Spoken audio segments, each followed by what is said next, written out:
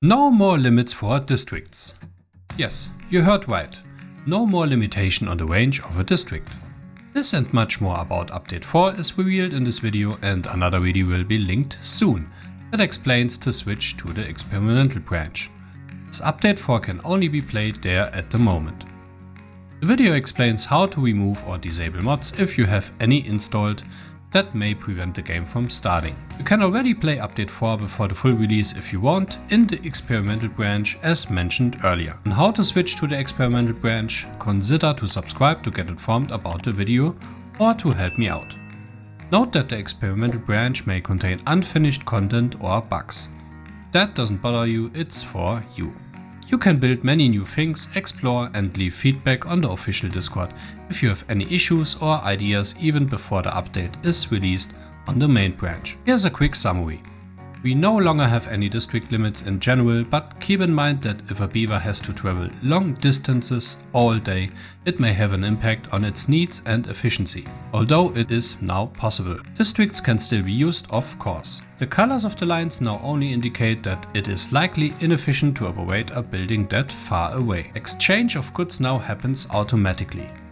For example, the beavers will transport a specific item to another district if there's a warehouse or a building that consumes that item. Basic items like water, food and logs are always imported, even if the district has no storage space for them. A new building replaces the district gate and has dedicated workers who transport goods back and forth. This eliminates the need for import and export stations for each district. If you want to change the rules for import and export, you can do so through the menu, specifically the distribution tab. Don't worry, it may look complicated at first, but it's relatively simple. We have threshold values here for export, and you can toggle the import for the corresponding item. Disable import, import if necessary, or always import with a toggle button. If you want to reload the default values after making some changes, you can do so with this button. Then there are options to export all goods without restrictions, export no goods at all, import no goods for all times, import all items if necessary, and import all items always. We now have several options for each warehouse. Accept goods instructs haulers and district workers to distribute goods from here to other warehouses, which is the pre-selected option. Receive goods from other warehouses already indicates that we need a hauling post for this. This building only accepts goods from other warehouses, so it does not deliver goods. Deliver goods to other warehouses, but do not receive goods. And empty warehouse into other warehouses. Many changes have also been made regarding food. Many plants that were previously available to both factions are now exclusive to the folktales, and there are new plants for the Iron Teeth. You can see them here. We have some new buildings, such as the Fermenter, which ferments soybeans, mushrooms and cassava roots, an oil press that presses rape to rapeseed oil, and a hydroponic garden that grows either mushrooms or algae through constant water supply, which are then used for high quality rations and fermented food. Food factory, which produces eggplant, corn or algae rations using multiple ingredients. A coffee roastery that produces delicious coffee from coffee plants planted by the forester and collected by a collection flag. Yummy! Furthermore, a new tree, the oak, which takes 30 days to grow but yields more wood, has been added. Wheat, carrots, potatoes, sunflowers, weeds and spatterdock are now exclusive to the folktales. On existing Iron Teeth saves, ground crops are replaced with kohlrabi and aquatic crops are gone. Chestnut and maple trees are now exclusive to the folktales.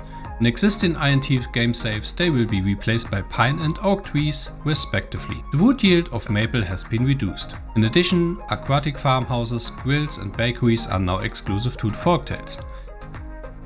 In existing Iron Teeth game saves, these buildings will be removed and replaced with new ones. For example, bread will be replaced with fermented soybeans. Additionally, we will also receive new monuments. In existing game saves, most of the old monuments will be replaced or removed. Not to mention there is now a new map called Craters, which I am currently playing on. And regarding performance, significant improvements have been made.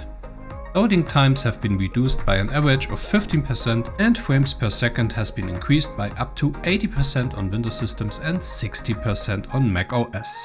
As a result, larger settlements should no longer be a problem. Many quality of life changes have also been implemented and the balance has changed in some areas.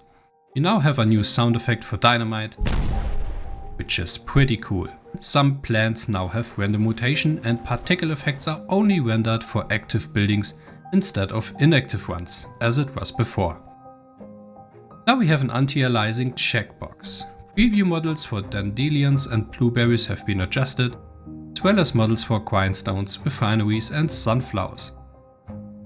And the lights for campfires, rooftops and other self-illuminating buildings are now less prone to errors. Whatever that means, probably just that the disco effect regarding the lights that I used in a short video with a techno track, my crazy mind.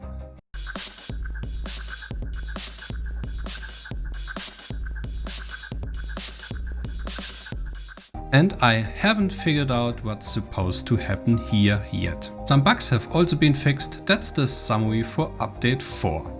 Feel free to leave comments on what you think of update 4, and if you can't wait to play the game and have installed mods with issues, please join the Discord server for help.